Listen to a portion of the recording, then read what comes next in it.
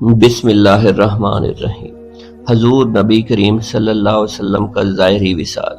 ام المومنین حضرت سیدہ عائشہ صدیقہ رضی اللہ تعالی عنہا سے مروی ہے، فرماتی ہیں جب حضور نبی کریم صلی اللہ علیہ وسلم کا وصال ہوا تو لوگ ہجوم کی صورت جمع ہوئے، رونے کی آوازیں بلند ہونے لگی، فرشتوں نے حضور نبی کریم کو کپڑوں میں لپیٹ دیا۔ حضور نبی کریم صلی اللہ علیہ وسلم کے وصال مبارک کے متعلق لوگوں میں اختلاف ہو گیا۔ بعض نے حضور نبی کریم کی موت کو جھٹلا دیا، بعض گونگے ہو گئے اور طویل مدت کے بعد بولنا شروع کیا۔ بعض لوگوں کی حالت خراب ہو گئی اور وہ بے معنی باتیں کرنے لگے، بعض حواس باختہ ہو گئے، بعض غم سے نڈھال ہو گئے۔ حضرت سیدنا عمر فاروق رضی اللہ تعالی عنہ ان لوگوں میں سے تھے جنہوں نے حضور نبی کریم صلی اللہ علیہ وسلم کی موت کا انکار کر دیا تھا۔ سیدنا علی المرتضیٰ غم سے نڈھال ہو کر بیٹھ گئے۔ سیدنا عثمان ان لوگوں میں سے تھے جو گونگے ہو کر رہ گئے تھے۔ حضرت سیدنا عمر فاروق رضی اللہ تعالی عنہ نے اپنی تلوار میان سے نکال لی اور اعلان کیا، اگر کسی نے کہا کہ حضور کریم کا وصال ہو گیا ہے تو میں اس کا سر قلم کر دوں گا۔ حضور نبی کریم صلی اللہ علیہ وسلم بھی حضرت موسیٰ علیہ السلام کی طرح 40 دن کے لیے اپنی قوم سے پوشیدہ ہو گئے ہیں اور 40 دن بعد واپس لوٹ آئیں گے۔ حضرت سیدنا ابو بکر صدیق رضی اللہ تعالی عنہ جو اس وقت بنی حارث بن خزرج میں موجود تھے، انہیں جب حضور نبی کریم صلی اللہ علیہ وسلم کے وصال کی خبر ملی تو فوراً تشریف لائے اور حضور نبی کریم صلی اللہ علیہ وسلم کے ماتھے کا بوسہ لیا اور عرض کیا، یا رسول اللہ، میرے ماں باپ آپ پر قربان ہوں، اللہ تعالیٰ آپ صلی اللہ علیہ وسلم کو دوبارہ موت کا مزہ نہیں چکھائے گا، اللہ تعالیٰ کی قسم آپ وصال فرما گئے ہیں۔ پھر حضرت سیدنا ابو بکر صدیق رضی اللہ تعالیٰ عنہ صحابہ کرام رضوان اللہ اجمعین کے پاس باہر تشریف لائے اور فرمایا، اے لوگو، جو محمد صلی اللہ علیہ وسلم کی عبادت کرتا تھا تو یاد رکھے محمد صلی اللہ علیہ وآلہ وسلم وصال فرما گئے ہیں، اور جو محمد صلی اللہ علیہ وسلم کے رب کی عبادت کرتا تھا تو جان لے وہ زندہ اور کبھی نہیں مرے گا۔ اللہ تعالیٰ کا فرمان ہے اور محمد صلی اللہ علیہ وسلم ایک رسول ہیں، ان سے پہلے بھی کئی رسول آئے تھے اور چلے گئے، تو کیا اگر وہ وصال فرما جائیں یا شہید ہو جائیں تو تم الٹے پاؤں پھرتے رہو گے، پھر جاؤ گے؟ حضرت سیدنا عبداللہ بن عباس فرماتے ہیں، جب حضرت سیدنا ابو بکر صدیق نے یہ آیت مبارکہ تلاوت فرمائی تو معلوم ہوتا تھا کہ ہم میں سے کوئی پہلے اس آیت کو جانتا نہیں تھا۔ روایت میں آتا ہے کہ حضور نبی کریم صلی اللہ علیہ وآلہ وسلم نے اپنے وصال سے قبل اپنے اہل بیت کو مختلف وصیتیں فرمائی۔ آپ نے حضرت سیدنا علی المرتضیٰ رضی اللہ تعالی عنہ کو بلایا اور فرمایا، اے علی، فلاں کے چند درہم میرے ذمے الواجب ہیں، میں نے اسامہ بن زید کے لشکر کے لیے ادھار لیے تھے، تم انہیں ادا کر دینا۔ اے علی، تم آج کے بعد مجھ سے حوض کوثر پر ملو گے، میرے بعد تم پر بے شمار مصیبتیں نازل ہوں گی، تم ان مصائب کا صبر کے ساتھ مقابلہ کرنا، اور جب تم دیکھو کہ لوگ دنیا کو اعتبار کرنا اختیار کرنا پسند کرتے ہیں تو تم آخرت کو اس وقت اختیار کر لینا۔ حضور نبی کریم صلی اللہ علیہ وسلم کے غسل اور تجہیز و تکفین کا مسئلہ درپیش ہوا تو حضرت سیدنا ابو بکر صدیق نے فرمایا کہ میں نے حضور نبی کریم صلی اللہ علیہ وسلم سے سنا ہے کہ نبی جس جگہ وصال فرماتا ہے اسی جگہ مدفون کیا جاتا ہے، اور جہاں تک غسل کا معاملہ ہے تو یہ حق اہل بیت رسول اللہ صلی اللہ علیہ وآلہ وسلم کا ہے۔ چنانچہ حضرت سیدنا عباس رضی اللہ تعالیٰ عنہ، حضرت سیدنا علی المرتضیٰ رضی اللہ تعالیٰ عنہ، حضرت سیدنا فضل بن عباس اور حضرت اسامہ بن زید رضی اللہ تعالیٰ عنہ نے حضور نبی کریم صلی اللہ علیہ وآلہ وسلم کو غسل دیا۔ حضور نبی کریم صلی اللہ علیہ وسلم کی ناف مبارک اور پلکوں پر جو پانی کے قطرات تھے انہیں حضرت سیدنا علی المرتضیٰ نے فرط جذبات میں چاٹ لیا۔ حضور نبی کریم صلی اللہ علیہ وسلم کے ظاہری وصال کے بعد حضرت سیدنا ابو بکر صدیق منصب خلافت پر فائز ہوئے اور حضرت سید علی المرتضیٰ رضی اللہ تعالیٰ عنہ نے بھی حضرت سیدنا ابو بکر صدیق کے دست حق پر بیعت فرمائی۔ ابن جبر اور سوید بن غفلہ کی روایت ہے، حضرت ابو سفیان نے حضرت سیدنا علی المرتضیٰ سے آ کر کہا، کیا تم لوگوں پر اس خلافت کے بارے میں قریش کا چھوٹا گھرانہ غالب آ گیا؟ اگر تم چاہو تو میں سواروں اور پیادوں کا لشکر جمع کروں۔ آپ رضی اللہ تعالیٰ عنہ نے فرمایا، تم ہمیشہ اسلام اور اہل اسلام کے دشمن رہے، لیکن تمہاری یہ دشمنی اسلام کو کبھی نقصان نہیں پہنچا سکی۔ بے شک ہم نے حضرت سیدنا ابو بکر صدیق کو اس منصب کا اہل پایا اور ہم نے ان کے دست حق پر بیعت کی۔ امام احمد رحمۃ اللہ علیہ کی روایت میں آتا ہے، حضرت سیدنا علی المرتضیٰ رضی اللہ تعالیٰ عنہ نے فرمایا، بے شک منافق لوگ ایسی قوم ہیں جو ایک دوسرے کو دھوکہ دیتے ہیں۔ ہم نے حضرت سیدنا ابو بکر صدیق رضی اللہ تعالیٰ عنہ کی بیعت اس لیے کی کہ وہ اس امر کے لائق اور اہل تھے۔ بسم اللہ الرحمن الرحیم۔ حضرت علی کرم اللہ وجہہ رضی اللہ تعالیٰ عنہ کا خاتون جنت رضی اللہ تعالیٰ عنہا سے نکاح۔ روایت میں آتا ہے کہ حضور نبی کریم صلی اللہ علیہ وآلہ وسلم کی لاڈلی صاحبزادی خاتون جنت حضرت سید فاطمۃ الزہرا رضی اللہ تعالیٰ عنہا سے نکاح کے لیے حضرت سیدنا ابو بکر صدیق اور سیدنا عمر فاروق نے نبی کریم صلی اللہ علیہ وسلم کو پیغام بھیجا، مگر حضور نبی کریم صلی اللہ علیہ وسلم نے ان دونوں صحابہ کرام کو یہی جواب دیا کہ مجھے حکم الہی کا انتظار ہے۔ ایک دن حضرت سیدنا ابو بکر صدیق اور حضرت سیدنا عمر فاروق محو گفتگو تھے، اور گفتگو کا موضوع تھا کہ ہمارے سمیت بے شمار شرفاء نے حضور نبی کریم صلی اللہ علیہ وسلم کی دختر نیک اختر حضرت سیدہ فاطمۃ الزہرا سے نکاح کی خواہش ظاہر کی ہے، لیکن ہم میں سے کسی کو اس بارے میں مثبت جواب نہیں ملا۔ ایک علی رہ گئے ہیں، لیکن وہ اپنی تنگ دستی کی وجہ سے خاموش ہیں۔ ہمیں ان کی حوصلہ افزائی کرنی چاہیے تاکہ وہ حضور نبی کریم صلی اللہ علیہ وسلم سے حضرت سید فاطمہ سے نکاح کی خواہش کر سکیں۔ چنانچہ یہ حضرات اسی وقت حضرت سیدنا علی المرتضیٰ کے گھر تشریف لے گئے، اور انہیں پتہ چلا کہ حضرت سیدنا علی المرتضیٰ اس وقت ایک دوست کے باغ کو پانی دینے کے لیے گئے ہوئے تھے۔ جب یہ حضرات اس جگہ پہنچے تو انہوں نے حضرت سیدنا علی المرتضیٰ کو اس بات پر قائل کر لیا کہ وہ حضور نبی کریم صلی اللہ علیہ وسلم سے ان کی دختر نیک اختر کا رشتہ مانگے۔ انہیں یقین ہے کہ حضور نبی کریم کی جاں نثاری اور شرافت کی بنا پر انہیں اپنی دختر نیک اختر کا رشتہ دے دیں گے۔ حضرت سیدنا علی المرتضیٰ نے ان اکابر صحابہ کی تحریک پر حضور نبی کریم صلی اللہ علیہ وآلہ وسلم کی خدمت میں حاضر ہو کر حضور نبی کریم صلی اللہ علیہ وسلم سے حضرت سید فاطمۃ الزہرا سے نکاح کی خواہش کا اظہار کیا۔ حضور نبی کریم نے اسے قبول فرما لیا۔ آپ سے دریافت فرمایا، تمہارے پاس مہر دینے کے لیے کیا ہے؟ آپ نے عرض کیا، اس وقت میرے پاس صرف ایک گھوڑا ہے، ایک زرہ موجود ہے۔ آپ نے فرمایا کہ تم جاؤ زرہ فروخت کرو، اس سے جو رقم ملے میرے پاس لے آنا۔ سید علی المرتضیٰ نے زرہ لی اور مدینہ منورہ کے بازار میں چلے گئے۔ آپ اپنی زرہ لے کر بازار میں کھڑے تھے، سیدنا عثمان کا گزر ہوا۔ انہوں نے آپ سے یہاں کھڑے ہونے کی وجہ دریافت کی۔ آپ نے بتایا، یہاں میں اپنی زرہ فروخت کرنے کے لیے کھڑا ہوں۔ چنانچہ حضرت سیدنا عثمان رضی اللہ تعالیٰ عنہ نے وہ زرہ 400 درہم میں خرید لی اور پھر وہ زرہ آپ کو تحفتاً دے دی۔ آپ نے واپس جا کر تمام ماجرا نبی کریم کے گوشے گزار کیا۔ نبی کریم نے حضرت سیدنا عثمان کا یہ ایثار دیکھ کر ان کے حق میں دعائے خیر فرمائی اور زرہ کی رقم حضرت سیدنا ابو بکر صدیق کو دیتے ہوئے فرمایا کہ وہ اس سے حضرت سیدہ فاطمۃ الزہرا کے لیے ضروری اشیاء خرید لیں۔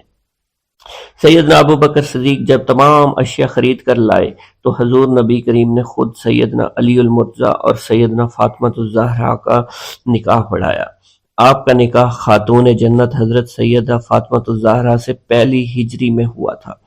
حضرت انس بن مالک سے مروی ہے، حضور نبی کریم نے حضرت سیدنا علی المرتضیٰ کی جانب سے نکاح کا پیغام سنا تو آپ صلی اللہ علیہ وسلم پر کیفیت طاری ہو گئی جو نزول وحی کے وقت ہوتی تھی۔ پھر کچھ دیر بعد آپ نے فرمایا، اللہ نے مجھے بذریعہ وحی مطلع کیا ہے کہ میں اپنی لاڈلی بیٹی سیدہ فاطمۃ الزہرا رضی اللہ تعالیٰ عنہا کا نکاح حضرت علی رضی اللہ تعالیٰ عنہ سے کر دوں۔ پھر حضور نبی کریم صلی اللہ علیہ وسلم نے مجھے حکم دیا کہ تمام مہاجرین و انصار میں منادی کروا دو کہ وہ مسجد نبوی میں تشریف لائیں۔ چنانچہ مہاجرین و انصار کی ایک کثیر تعداد مسجد نبوی میں تشریف لائی۔ حضور نبی کریم صلی اللہ علیہ وسلم نے اپنی دختر نیک اختر حضرت سیدہ فاطمہ الزہرا کا نکاح حضرت علی المرتضیٰ سے کر دیا۔ حضرت سیدہ فاطمہ الزہرا کی رخصتی کے بعد حضور نبی کریم صلی اللہ علیہ وسلم حضرت سید علی المرتضیٰ کے گھر تشریف لے گئے۔ اپنی دختر نیک اختر حضرت سیدہ فاطمہ الزہرا سے فرمایا، اے فاطمہ، میں نے تمہاری شادی خاندان کے سب سے بہترین شخص سے کی ہے۔ پھر حضور نبی کریم صلی اللہ علیہ وسلم نے نو بیاہتا جوڑے کو دعا دیتے ہوئے فرمایا، الہی ان دونوں میں محبت پیدا فرما اور انہیں ان کی اولاد کی برکت عطا فرما اور ان کی خوش نصیبی بنا، ان پر اپنی رحمتیں نازل فرما اور ان کی اولاد کو ترقی اور پاکیزگی عطا فرما۔ رمضان المبارک 2 ہجری میں بدر کے مقام پر حق و باطل کا پہلا معرکہ پیش آیا۔ بدر مدینہ منورہ سے 80 میل کے فاصلے پر واقع ایک گاؤں تھا، جہاں ایک کنویں کے نام بدر سے اس گاؤں کا نام بدر مشہور ہوا۔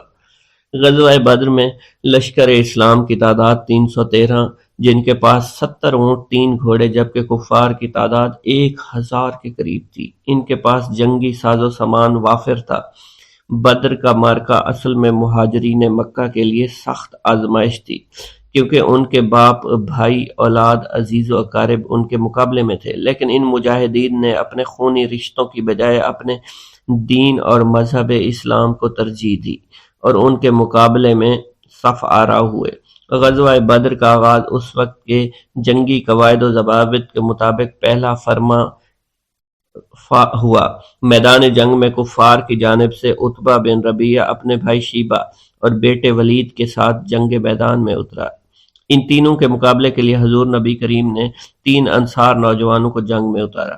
عتبہ نے جب ان کو دیکھا تو اس نے للکار کر نبی کریم سے کہا کہ آپ ہمارے مقابلے میں ہمارے بھائیوں چچا زاد کو میدان میں بھیجیں، جس پر حضور نبی کریم نے ان تینوں کو واپس بلایا اور سیدنا امیر حمزہ، سیدنا علی المرتضیٰ اور حضرت عبیدہ بن حارث کو میدان میں بھیجا۔ حضرت عبیدہ بن حارث اس وقت ضعیف ہو چکے تھے، ان کی عمر قریباً 80 برس تھی، لیکن آپ جذبہ جہاد سے سرشار تھے۔ حضرت عبیدہ بن حارث کا مقابلہ عتبہ سے ہوا، حضرت سیدنا علی المرتضیٰ کا مقابلہ ولید سے ہوا اور حضرت سیدنا امیر حمزہ کا مقابلہ شیبہ سے ہوا۔ حضرت سیدنا امیر حمزہ سیدنا علی المرتضیٰ ایک ہی وار میں اپنے مقابل کی گردنیں اڑا چکے تھے۔ حضرت عبیدہ بن حارث اور عتبہ بن ربیعہ کے درمیان گھمسان کا رن پڑا۔ حضرت عبیدہ بن حارث باوجود ضعیف ہونے کے مقابلہ بہادری سے کر رہے تھے۔ حضرت سیدنا علی المرتضیٰ نے جب ان کو دیکھا ان کا فیصلہ نہیں ہو پا رہا تھا، آپ نے آگے بڑھ کر عتبہ کی گردن اڑا دی۔ اس کے بعد باقاعدہ جنگ شروع کر دی گئی۔ اللہ تعالیٰ نے غزوہ بدر میں لشکر اسلام کی مدد فرمائی اور لشکر اسلام نے کفار کے لشکر کو شکست فاش سے دوچار کیا۔ حضور کریم صلی اللہ علیہ وسلم نے جنگ کے اختتام پر کفار کی لاشوں کے پاس کھڑے ہو کر ایک ایک کر کے پکارنا شروع کیا اور فرمایا کہ کیا تم لوگوں نے اپنے رب کا وعدہ سچا نہیں پایا؟ ہم نے تو اپنے رب کے وعدہ کو بالکل ٹھیک اور سچا پایا ہے۔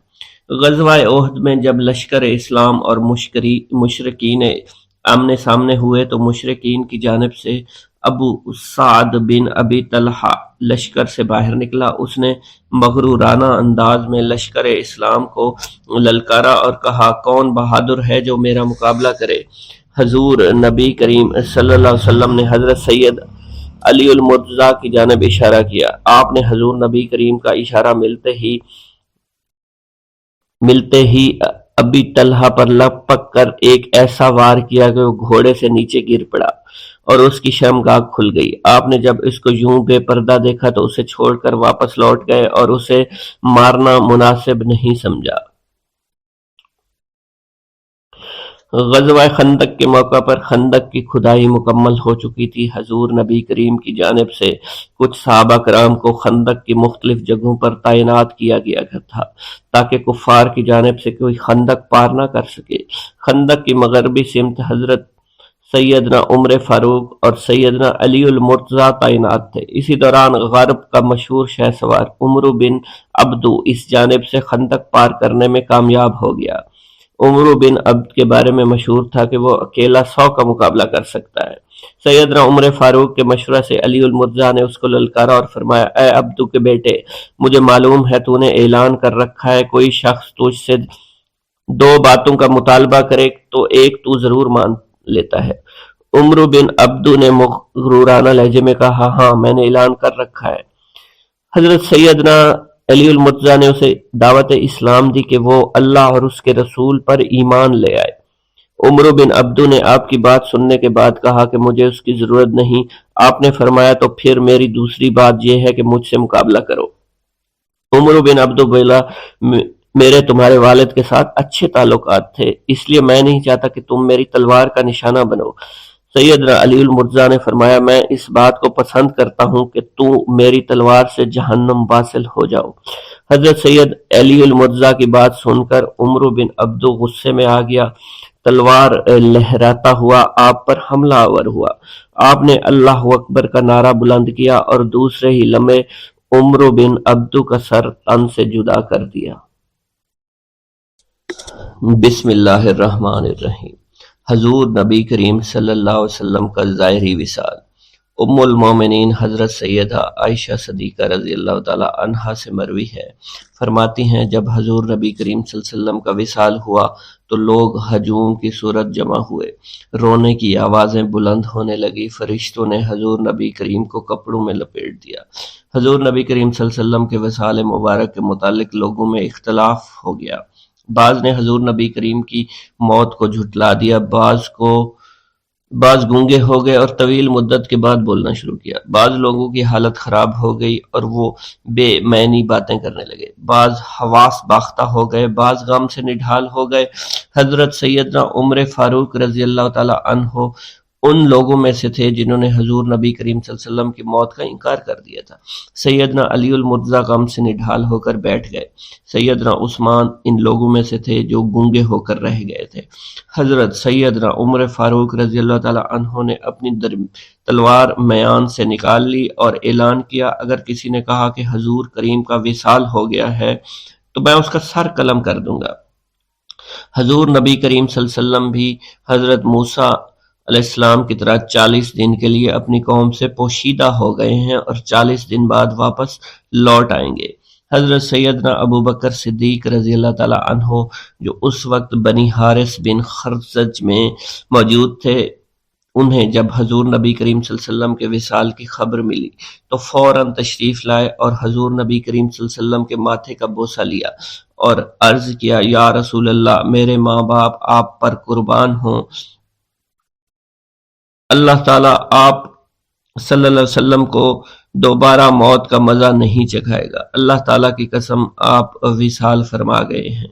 پھر حضرت سیدنا ابو بکر صدیق رضی اللہ تعالیٰ عنہ صحابہ کرام رضوان اللہ اجمعین کے پاس باہر تشریف لائے اور فرمایا، اے لوگو جو محمد صلی اللہ علیہ وسلم کی عبادت کرتا تھا تو یاد رکھے محمد صلی اللہ علیہ وآلہ وسلم وصال فرما گئے ہیں، اور جو محمد صلی اللہ علیہ وسلم کے رب کی عبادت کرتا تھا تو جان لے وہ زندہ اور کبھی نہیں مرے گا۔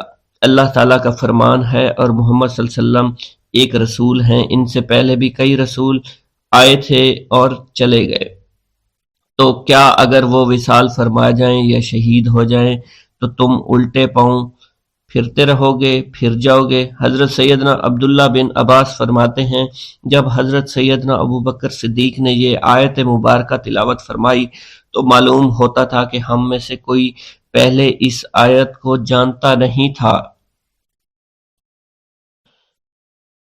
روایت میں آتا ہے کہ حضور نبی کریم صلی اللہ علیہ وآلہ وسلم نے اپنے وصال سے قبل اپنے اہل بیت کو مختلف وصیتیں فرمائیں۔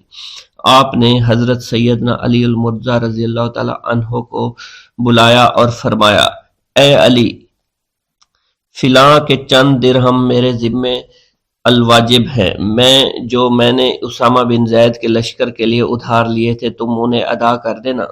اے علی، تم آج کے بعد مجھ سے حوض کوثر پر ملو گے۔ میرے بعد تم پر بے شمار مصیبتیں نازل ہوں گی، تم ان مصائب کا صبر کے ساتھ مقابلہ کرنا، اور جب تم دیکھو کہ لوگ دنیا کو اعتبار کرنا اختیار کرنا پسند کرتے ہیں تو تم آخرت کو اس وقت اختیار کر لینا۔ حضور نبی کریم صلی اللہ علیہ وسلم کے غسل اور تجہیز و تکفین کا مسئلہ درپیش ہوا تو حضرت سیدنا ابو بکر صدیق نے فرمایا کہ میں نے حضور نبی کریم صلی اللہ علیہ وسلم سے سنا ہے کہ نبی جس جگہ وصال فرماتا ہے اسی جگہ مدفون کیا جاتا ہے، اور جہاں تک غسل کا معاملہ ہے تو یہ حق اہل بیت رسول اللہ صلی اللہ علیہ وآلہ وسلم کا ہے۔ چنانچہ حضرت سیدنا عباس رضی اللہ تعالیٰ عنہ، حضرت سیدنا علی المرتضیٰ رضی اللہ تعالیٰ عنہ، حضرت سیدنا فضل بن عباس اور حضرت اسامہ بن زید رضی اللہ تعالیٰ عنہ نے حضور نبی کریم صلی اللہ علیہ وآلہ وسلم کو غسل دیا۔ حضور نبی کریم صلی اللہ علیہ وسلم کی ناف مبارک اور پلکوں پر جو پانی کے قطرات تھے انہیں حضرت سیدنا علی المرتضیٰ نے فرط جذبات میں چاٹ لیا۔ حضور نبی کریم صلی اللہ علیہ وسلم کے ظاہری وصال کے بعد حضرت سیدنا ابو بکر صدیق منصب خلافت پر فائز ہوئے، اور حضرت سید علی المرتضیٰ رضی اللہ تعالیٰ عنہ نے بھی حضرت سیدنا ابو بکر صدیق کے دست حق پر بیعت فرمائی۔ ابن جبر اور سوید بن غفلہ کی روایت ہے، حضرت ابو سفیان نے حضرت سیدنا علی المرتضیٰ سے آ کر کہا، کیا تم لوگوں پر اس خلافت کے بارے میں قریش کا چھوٹا گھرانہ غالب آ گیا؟ اگر تم چاہو تو میں سواروں اور پیادوں کا لشکر جمع کروں۔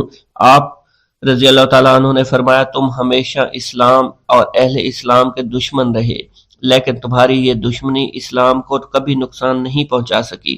بے شک ہم نے حضرت سیدنا ابو بکر صدیق کو اس منصب کا اہل پایا اور ہم نے ان کے دست حق پر بیعت کی۔